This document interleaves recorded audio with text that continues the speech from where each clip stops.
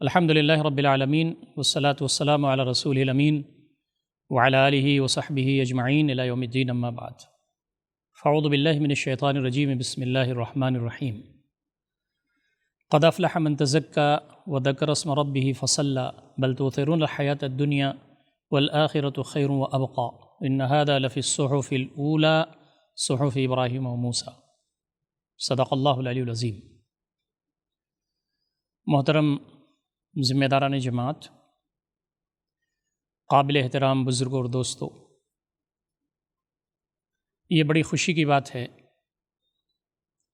کہ حلقے دہلی پردیش کی جانب سے تربیت گاہ کا قیام ہو رہا ہے۔ یہ ہماری دیرینہ خواہش تھی کہ حلقے کی جانب سے تربیت گاہ قائم ہو۔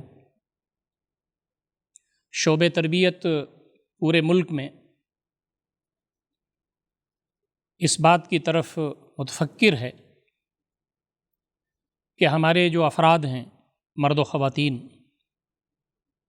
ہم تمام یکسو ہوں اپنی ذاتی تربیت کی طرف،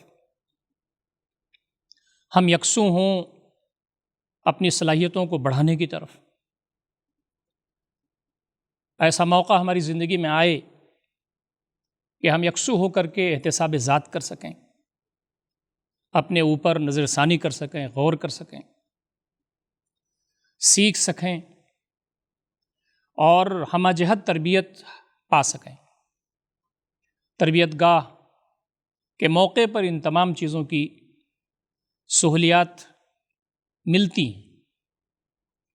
محترم ناظرین کرام، میں اس موقع پر دو تین باتیں جو بہت اہم ہیں میرے لیے بھی اور آپ کے لیے بھی، ان کا اختصار کے ساتھ یہاں تذکرہ کرنا ضروری سمجھوں گا۔ پہلی بات یہ ہے کہ تربیت اور تزکیہ غیر معمولی امر اور کام ہے۔ تربیت کے معنی، تزکیہ کا مفہوم یہی ہے کہ پاک کرنا، صاف کرنا، اور اس کا اصل مفہوم یہ ہے کہ آدمی فکر کی، عقیدے کی جو آلائشیں ہیں اس سے پاک و صاف ہو کر کے، قلب کے اندر جو نامناسب چیزیں ہیں اس سے اپنے آپ کو پاک صاف کر لے اور یکسو ہو جائے اپنے رب کی طرف، یکسو ہو جائے وہ اللہ رب العزت سے تعلق کی مضبوطی کی طرف، یکسو ہو جائے وہ اچھائیوں کی طرف، نامناسب چیزوں سے اپنے آپ کو پاک کر کے، صاف کر کے اللہ رب العزت کی طرف یکسو ہو جانا۔ تو تربیت کا جو عمل ہے، تزکیہ کا جو عمل ہے، وہ ہمہ جہت ہے، جس میں فکر کا تزکیہ بھی ہے، جس میں قلب کا تزکیہ بھی ہے، جس میں نفس کا تزکیہ بھی ہے، جس میں اعمال کا تزکیہ بھی ہے، تو جسم کا تزکیہ بھی ہے۔ تو ایک کمپریہنسو تزکیہ پروگرام ہے جو ہم اپنے سامنے رکھتے ہیں۔ لیکن اس میں سب سے اہم بات یہ ہے، جب تک کسی فرد کے اندر، کسی شخص کے اندر آمادگی نہ ہو، اس وقت تک اس کی تربیت، اس کا تزکیہ نہیں ہو سکتا۔ وقت کا پیغمبر بھی اس شخص کی تربیت نہیں کر سکتا جس کے اندر آمادگی نہ ہو۔ ابو جہل، ابو لہب، عتبہ، شیبہ، ان کے اندر آمادگی نہیں تھی۔ حالانکہ ابو جہل کو معلوم تھا کہ نبی اکرم صلی اللہ علیہ وسلم اللہ تعالیٰ کے سچے اور پکے نبی ہیں، لیکن اس کے اندر اپنی تربیت اور تزکیہ کے لیے آمادگی نہیں تھی، تو اس کی تربیت اور اس کا تزکیہ وقت کے پیغمبر کے ذریعے بھی نہیں ہو سکا۔ وہیں حضرت ابوبکر تھے، حضرت عمر تھے، عثمان و علی تھے، بہت سارے صحابہ تھے جن کے اندر آمادگی موجود تھی، تو انہیں اللہ رب العزت کی طرف سے توفیق تربیت اور توفیق تزکیہ مل گئی۔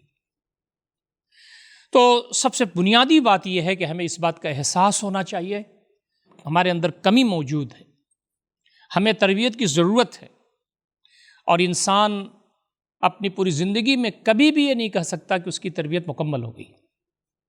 ہم تربیت کے محتاج ہیں، صبح و شام، دن رات، کبھی بھی ہم پرفیکٹ نہیں ہو سکتے۔ پرفیکشن تو نبی اکرم صلی اللہ علیہ وسلم کو حاصل تھا، اللہ رب العزت کا فضل خاص آپ پر تھا، اللہ کے نبی تھے، معصوم عن الخطا تھے۔ ہم مرتے مرتے یہ نہیں کہہ سکتے کہ ہمارا تزکیہ ہو گیا ہے۔ اسی لیے ہم تمام کو ہمیشہ اپنی تربیت اور تزکیہ کی فکر کرتے رہنا چاہیے۔ آدمی صبح اور شام کسی وقت بھی اس کے تزکیہ کے قلعے میں نقب لگ سکتا ہے، اور جو شخص یہ سمجھ لے کہ اس کی تربیت ہو گئی، اس کا تزکیہ ہو گیا، تو یہ اس کے زوال کا نقطۂ آغاز ہوگا۔ تو ہمیں اس کی فکر کرتے رہنا چاہیے۔ تزکیہ اور تربیت کے مفہوم میں یہ بات شامل ہے کہ اس میں ڈیولپمنٹ ہو، اس میں اضافہ ہو، اس میں ترقی اور ارتقاء ہو۔ ہماری جو صلاحیتیں ہیں وہ روزانہ بڑھتی جائیں، ہماری جو عبادت کی کیفیت ہے، ہماری جو تقویٰ کی کیفیت ہے، ہمارے جو دل کے اندر ایمان کی کیفیت ہے، وہ درجہ بدرجہ بڑھتی جائے، اس میں اضافہ ہوتا جائے۔ یہ ساری چیزیں تربیت اور تزکیہ میں شامل ہیں۔ ہماری کوشش یہ ہونی چاہیے کہ ہم غور کریں کہ ہم کس مقام پر کھڑے ہیں اور ہمیں کس مقام پر جانا ہے۔ سب سے بنیادی بات جو ایسے موقع پر ہم تمام کو یاد رکھنی چاہیے وہ ہے ہمارے ایمان کی کیفیت۔ تربیت اور تزکیہ کے سلسلے میں سب سے بنیادی چیز یہ ہے کہ ہمارے ایمان کی کیفیت کیا ہے۔ علامہ ابن قیم رحمۃ اللہ علیہ لکھتے ہیں کہ ایمان کا جو پودا ہے وہ دل میں لگتا ہے۔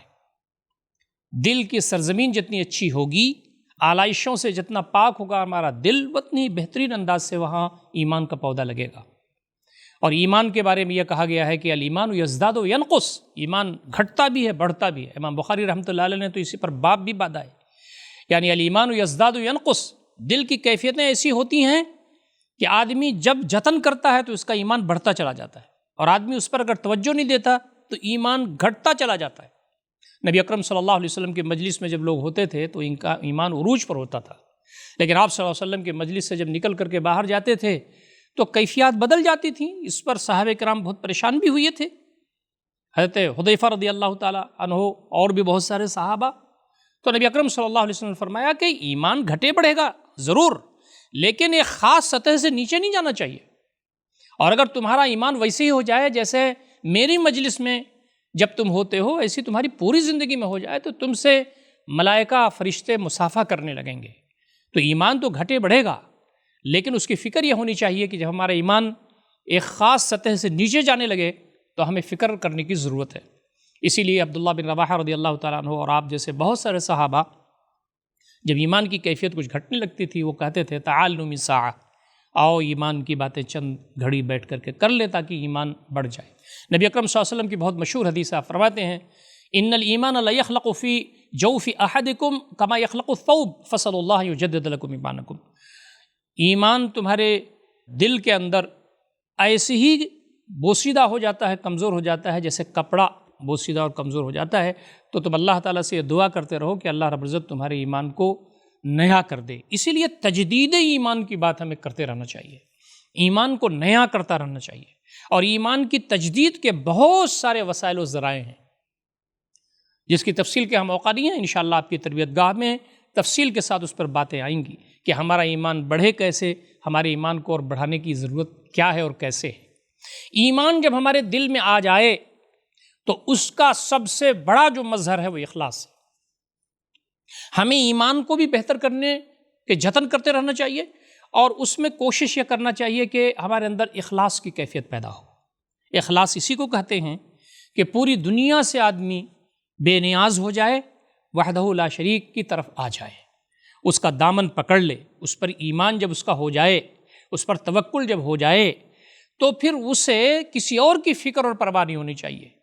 نفس پر ایسا اسے کنٹرول حاصل ہو جائے کہ وہ ریاکاری کی طرف، دکھاوا کی طرف، خود پسندی کی طرف، واہ واہی کی طرف، شہرت طلبی کی طرف نہ لے جائے۔ تو اسی لیے کہا گیا اخلاص کا مطلب یہی ہوتا ہے کہ اللہ رب العزت چاہتے ہیں کہ بندہ کوئی بھی کام کرے تو میرے لیے کرے۔ آدمی کوئی کام اللہ تعالیٰ کے لیے کرتا ہے، لیکن اس میں تھوڑا سا حصہ دنیا کے لیے، بندوں کے لیے شامل کر دیتا ہے، وہ بھی اللہ تعالیٰ کو پسند نہیں ہے۔ مخلصین لہ الدین، جو اس کے لیے اللہ رب العزت کے لیے دین کو خالص کر کے جو عبادات کرتے ہیں اور عام کرتے ہیں، اللہ تعالیٰ کو وہی پسند ہے۔ تو اللہ رب العزت اخلاص کو پسند کرتا ہے۔ ہمارے اندر کمزوری موجود ہے، ہم سب انسان ہیں۔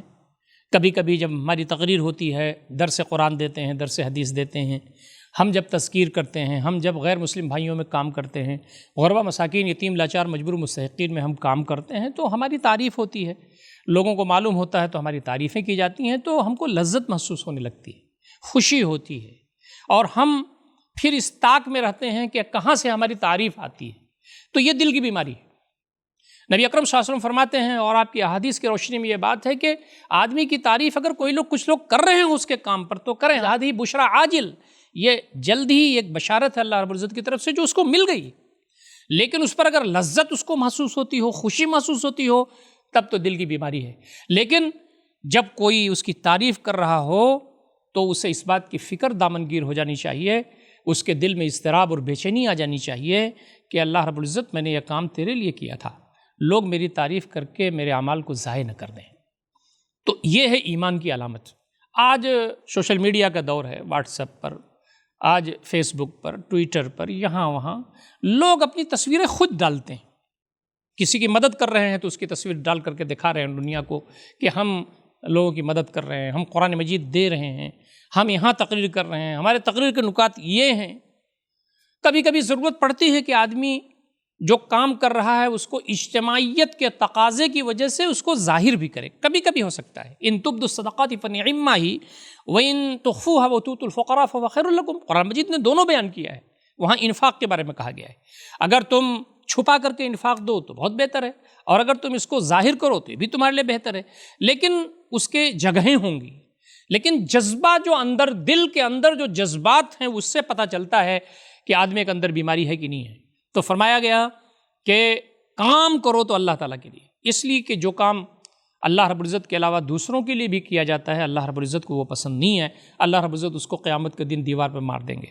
اسی لیے فرمایا نماز کتنی بڑی عبادت ہے، من صلی یرائی فقد اشرک، جس نے نماز پڑھا دکھاوے کے لیے اس نے شرک کیا۔ کبھی کبھی آدمی لوگ دیکھتے ہیں تو نمازیں لمبی کر دیتا ہے، آدمی رکوع لمبا کر دیتا ہے، سجدہ لمبا کر دیتا ہے۔ نبی اکرم صلی اللہ علیہ وسلم فرماتے ہیں یاتی علیکم زمان، تمہارے اوپر ایک زمانہ ایسا آ جائے گا کہ یطیل الرجل صلاته لنظر الرجل الیہ او کما قال نبی صلی اللہ علیہ وسلم، آدمی اپنی نماز کو لمبی کر دے گا اس لیے کہ دوسرے اس کی نماز کو دیکھ رہے ہیں۔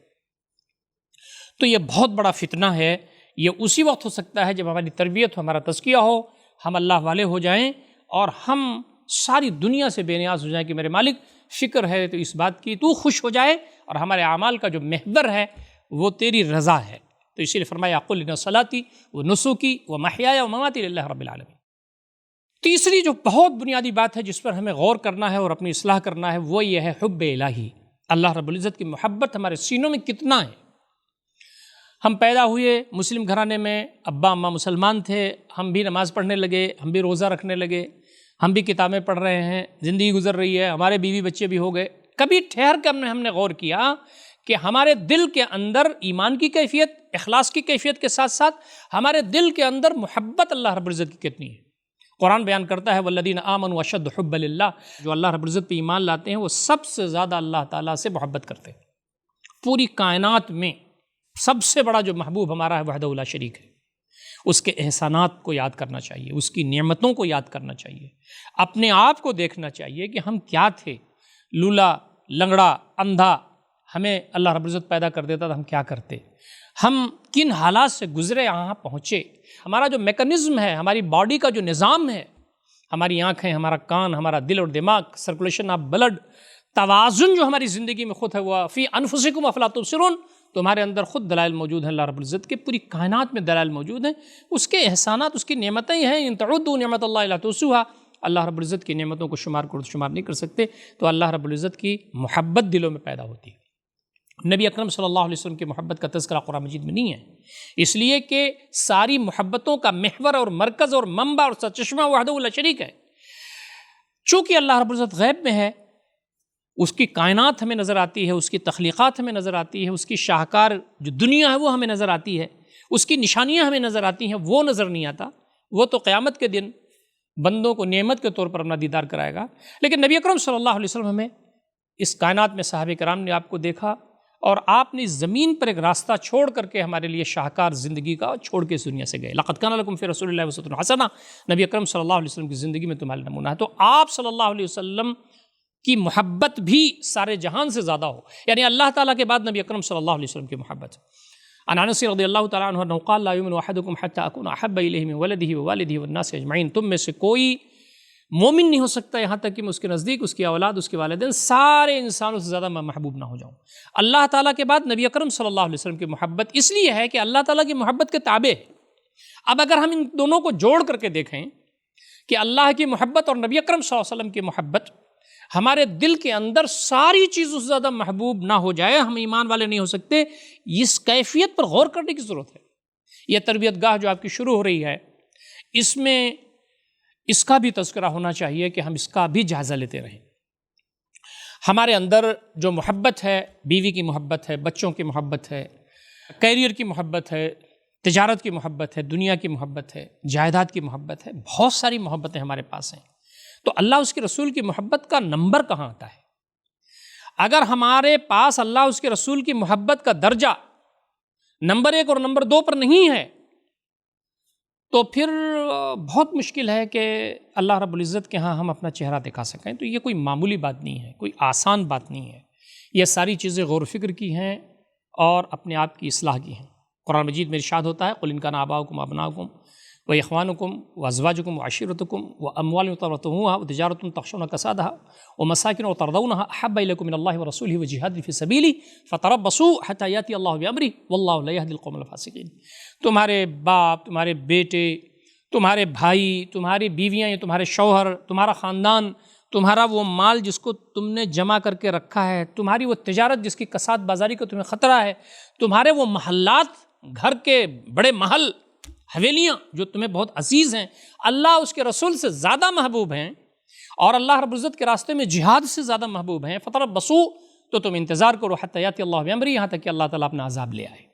واللہ لا یہدی القوم الفاسقین، اور اللہ رب العزت فاسق قوم کو ہدایت نہیں دیتا۔ اب بتائیے، اتنی بڑی الارمنگ آیت، اللہ اس کے رسول کی محبت کے سامنے اگر آدمی محبت کرتا ہے اپنے باپ سے، اپنے دادا سے، اپنے خاندان سے، اپنی بیوی اور شوہر سے، اپنی تجارت سے، اپنے مال سے، تو اس کے لیے یہ آیت میں بتایا گیا ہے کہ پھر تم انتظار کرو کہ اللہ کا عذاب آ جائے۔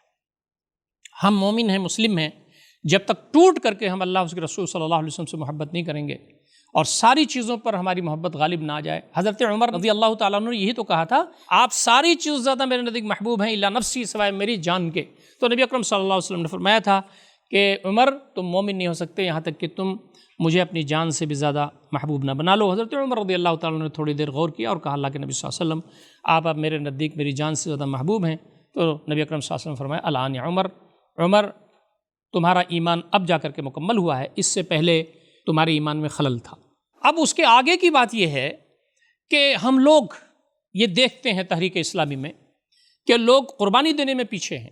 بار بار یہ آتا ہے کہ قربانی کا جذبہ پیدا ہونا چاہیے، قربانی کا جذبہ پیدا ہونا چاہیے۔ وقت کی قربانی ہے، صلاحیت کی قربانی ہے، مال کی قربانی ہے، کیریئر کی قربانی ہے، جان کی قربانی تو بہت آخر میں آئے گی، اس کا موقع ابھی نہیں ہے، لیکن موقع اگر آئے تو آدمی پیچھے نہ ہٹے، اس کی قربانی کے لیے بھی تیار رہے۔ لیکن قربانی آدمی کیوں دے گا؟ ایک بہت بڑا سوال ہے۔ آپ تقریر کر کے کسی سے قربانی نہیں لے سکتے، آپ کوئی وعدہ کر کے اس سے مال دے کر کے، اسباب دے کر کے قربانی اس سے نہیں لے سکتے۔ اس میں وہ جان نہیں ہوگی، اس میں وہ اسپرٹ پیدا نہیں ہوگی، اس میں روحانیت نہیں ہوگی۔ دیکھیے، آدمی جس سے محبت کرتا ہے اس کے راستے میں قربانی دیتا ہے۔ بیوی سے محبت کرتا ہے تو اگر وہ بیمار پڑ جائے تو پیسے خرچ کرتا ہے، رات بھر جاگتا ہے۔ بچہ بیمار ہو جائے جس سے اس کو محبت ہے تو اسپتال میں کھڑا رہتا ہے وہ۔ اگر کسی کی تجارت گڑبڑ ہو رہی ہے تو رات میں سوتا نہیں ہے وہ، اور دن رات اپنی تجارت میں لگا رکھتا ہے، اس لیے کہ تجارت سے اس کو محبت ہے۔ آدمی کو جس چیز سے محبت ہوگی اس کے راستے میں وہ قربانی دے گا، یہ مسلمہ چیز ہے۔ اللہ تعالیٰ کے راستے میں قربانی آدمی کیسے دے گا جب تک اللہ تعالیٰ سے محبت نہیں ہوگی؟ نبی اکرم صلی اللہ علیہ وسلم کے راستے میں قربانی کیسے دے گا جب آپ سے محبت نہیں ہوگی؟ اللہ سے محبت اور نبی اکرم صلی اللہ علیہ وسلم سے محبت کا جو یہ درجہ بیان کیا گیا کہ اپنی جان سے بھی زیادہ محبوب بنا لیں، وہ اسی لیے ہے کہ جب تک یہ کیفیت نہیں ہوگی، آدمی نبی اکرم صلی اللہ علیہ وسلم کے راستے میں، اللہ کے راستے میں، دین کے راستے میں نہ تو وقت دے سکتا ہے، نہ صلاحیتیں دے سکتا ہے، نہ مال دے سکتا ہے، اور جان عزیز بھی نہیں دے سکتا۔ ہم دیکھتے ہیں کہ صحابہ کرام نے اللہ کی رضا کے لیے نبی اکرم صلی اللہ علیہ وسلم کی اطاعت میں انہوں نے جان کے نذرانے پیش کر دیے۔ انہوں نے ٹھوکر مار دی اپنے باغات کو، نخلستان کو، ٹھوکر مار دی اپنے گھروں کو، ٹھوکر مار دیا بیویوں کو، بچوں کو، اس لیے کہ ان کے دل میں یہ بات تھی کہ جو کچھ ہے سب وحدہ لا شریک کا ہے، اور یہ آزمائش ہے، اور آزمائش میں ہمیں یہ دکھایا جا رہا ہے کہ قربانی دے کر کے آؤ آگے۔ آپ کو معلوم ہے، ہم تمام کو معلوم ہے کہ کتنے صحابہ ایسے ہیں جنہوں نے اپنی تلوار سے اپنے والد کو قتل کیا ہے میدان جنگ میں۔ کوئی معمولی بات نہیں ہے یہ، اس پر غور کیجئے، سوچئے اس کو رات میں۔ یعنی آدمی اپنی تلوار سے اپنے والد کا قتل کر دے خالصتاً لوجہ اللہ، اللہ رب العزت کے لیے۔ یہ اسی وقت ہوگا جب اللہ تعالیٰ کی محبت اور نبی اکرم صلی اللہ علیہ وسلم کی محبت غالب آ جائے۔ تو ہم قربانی کی بات کرتے ہیں، اس وقت تک قربانی نہیں ہو سکتی، اس کے راستے میں ہم قربانی نہیں دے سکتے جب تک کہ ہمارے دل کی رگوں کی گہرائیوں میں اللہ رب العزت کی محبت نہ ہو، نبی اکرم صلی اللہ علیہ وسلم کی محبت نہ ہو۔ یہ جو تربیت گاہ ہے، ہم یہ چاہتے ہیں پورے ملک میں، اور آپ کے یہاں بھی یہ چاہتے ہیں کہ اس تربیت گاہ میں ہمہ جہت تربیت ہو۔ تو سب سے پہلا جو پڑاؤ ہے تربیت کا، وہ ہے فکر کی تربیت۔ انبیاء اس دنیا میں جو تشریف لاتے رہے، اور آپ کو یہ معلوم ہے کہ تربیت اور تزکیہ کا جو کام تھا، اس کے لیے اس دنیا میں انبیاء تشریف لاتے رہے۔ یہ عظیم الشان کام ہے، یہ ہم جیسے کمزور لوگوں کا کام نہیں ہے، لیکن راستہ چونکہ وہی ہے، اس لیے ہم کو تربیت بھی پانا ہے، تربیت بھی کرنا ہے۔ ہم اس لائق نہیں ہے کہ تربیت کر سکیں، یہ انبیاء علیہ السلام کی عظیم ذمہ داری تھی۔ لیکن آپ نے جو صحابہ کی جماعت چھوڑی، آپ نے جو اس کے بعد جو ہمارے اسلاف آئے، انہوں نے خود اپنی تربیت کی، لوگوں کی تربیت کی۔ تو سب سے پہلی جو بات بتائی گئی ہے وہ فکر کی تربیت۔ پورا قرآن مجید فکری تربیت سے بھرا پڑا ہے، آرگومنٹس ہیں، دلائل ہیں۔ ایک ہی خدا ہو سکتا ہے یا کئی خدا ہو سکتے ہیں، اس پر دلائل موجود ہیں۔ تو آدمی کی جو فکر ہے اس میں وحدانیت آئے، آدمی کی جو فکر ہے اس میں سے کفر ختم ہو، اس میں سے شرک ختم ہو۔ تشکیک کہتے ہیں اس بات کا شبہ ہو کہ اللہ تعالیٰ ہے بھی کہ نہیں، اس بات کا شبہ ہو کہ آخرت آئے گی کہ نہیں، اس بات کا شبہ ہو کہ جنت اور جہنم ہے کہ نہیں ہے۔ یہ جو ہے ایسی بیماری ہے جو ایمان کی منافی ہے۔ تو آدمی کی فکری پختگی اتنی زیادہ ہو جائے، قرآن مجید کے مطالعے سے، حدیث شریف کے مطالعے سے، فقہ کے مطالعے سے، تاریخ اسلام کے مطالعے سے، اور جو تفصیلات ہیں ہمارے پاس دین اسلام کی جو کتابیں ہیں، لٹریچر ہے، اس کے مطالعے سے، کہ ہماری فکر میں پختگی آ جائے، ہم کفر اور شرک سے دور ہو جائیں، تشکیک سے دور ہو جائیں، کانفیڈنس پیدا ہو جائے ہمارے اندر دو دو چار کی طرح اطمینان اور اعتماد پیدا ہو جائے کہ دین اسلام ہی برحق دین ہے، اس کے علاوہ کوئی دین برحق نہیں ہے۔ ہمیں اس بات پہ اطمینان ہو جائے کہ نبی اکرم صلی اللہ علیہ وسلم کے ذریعے جو دین آیا ہے وہ سارے مسائل کا حل ہے، اس پر ہمیں شرح صدر حاصل ہو جائے، ہمیں اس بات پر اطمینان ہو جائے کہ یہ زندگی ختم ہوگی اور مرنے کے بعد اللہ رب العزت میزان عدل پہ ہوگا، وہ خوش ہو جائے تو بیڑا پار ہے، تو صرف اس کو خوش کرنے کا جذبہ پیدا ہو۔ تو یہ ہے فکری پختگی۔ تو اس میں قرآن مجید کا مطالعہ تدبر کے ساتھ کرنے کی ضرورت ہے، تفاسیر کا مطالعہ کرنے کی ضرورت ہے، قرآن مجید پر غور کریں کہ اس کی جو آیات ہیں عظیم الشان ہیں، جتنی ہی غور ہوگا اتنی زیادہ استحکام پیدا ہوگا۔ ہمیں احادیث کا مطالعہ کرنا چاہیے، فقہ کا مطالعہ کرنا چاہیے، اسلامی لٹریچر کا مطالعہ کرنا چاہیے۔ اس کے ساتھ ساتھ جو مذاہب ہیں، مذاہب عالم جو بڑے مذہب ہیں، جس میں یہودیت ہے، جس میں نصرانیت ہے، ہندوتوا ہے، سکھ مت ہے، جین مت ہے، ہمارے ملک کے جو اہم مذاہب ہیں ان کا بھی مطالعہ کرنا چاہیے، ہمیں باطل نظریات کا مطالعہ کرنا چاہیے۔ اسلام کے خلاف جو الغار ہو رہی ہے اس کا جواب کیسے ہو سکتا ہے، جو غلط فہمیاں ہیں اس کے ازالے کے لیے ہم کیا بات کر سکتے ہیں۔ تو ہم دیکھیں گے کہ ہمارے اندر فکری پختگی آئے گی۔ تو یہ ایک تربیت کا ایک پورا باب ہے، اس سلسلے میں ہم تمام کو منصوبہ بندی کرنی چاہیے اور اس پر غور کرنا چاہیے۔ دوسرا جو پڑاؤ ہے وہ ہے قلب کا تزکیہ۔ آدمی کی فکر اگر سالڈ ہو جائے، آدمی کی عقل اگر پختہ ہو جائے تو کبھی کبھی اس سے گاڑی نہیں چلتی جب تک کہ دل آمادہ نہ ہو۔ اور یاد رکھیے قرآن مجید نے تو قلب ہی کو سب کچھ کہا ہے۔ قلب کے بارے میں یہ کہا ہے کہ وہی فیصلہ کرتا ہے، قلب کے بارے میں کہا کہ وہی سوجھ بوجھ رکھتا ہے، قلب کے بارے میں یہ کہا کہ وہی ڈیسیزن لیتا ہے۔ تو قلب کی قرآن مجید نے بڑی اہمیت دی ہے۔ تو ہمیں دل کے تربیت اور تزکیہ کے بارے میں بہت سنجیدگی سے کام کرنا چاہیے۔ اور یاد رکھیے کہ یہ جو دل ہے نا، یہ دل ان القلب بین اصبع الرحمن، دل رحمان کے دو انگلیوں کے درمیان ہے، یقلبہ ویصرفہ حیث یشاء، جدھر چاہتا ہے ادھر موڑ دیتا ہے اللہ رب العزت۔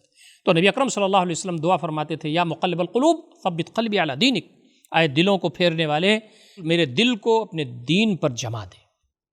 لاکھ ہم بریلینٹ ہو جائیں، لاکھ ہم علمی پختگی حاصل کر لیں، لیکن دل کے اندر جو شرح صدر ہے وہ وحدہ لا شریک کی دین ہے، وہ انہی بندوں کو دیتا ہے جن کے اندر انابت ہو، تذلل ہو، اللہ کی طرف بچنے کی صلاحیت ہو۔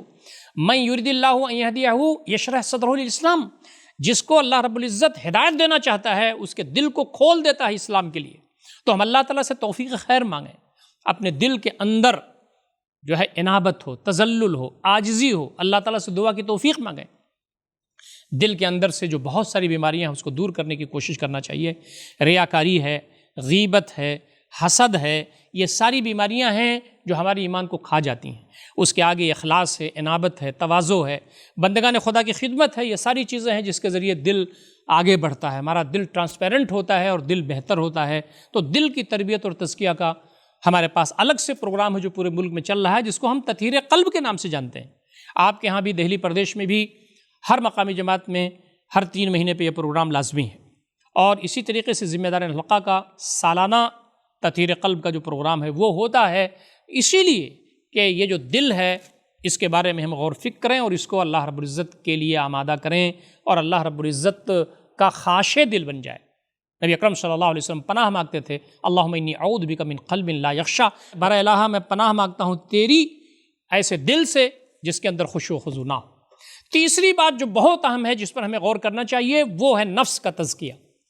ہمارے اندر ایک ایسا ایجنٹ موجود ہے شیطان کا جس کو نفس کہا جاتا ہے، وما ابرئ نفسی ان النفس لامارۃ بالسوء، میں نفس کو بری قرار نہیں دیتا، نفس تو برائیوں کو حکم دینے ہی والا ہے۔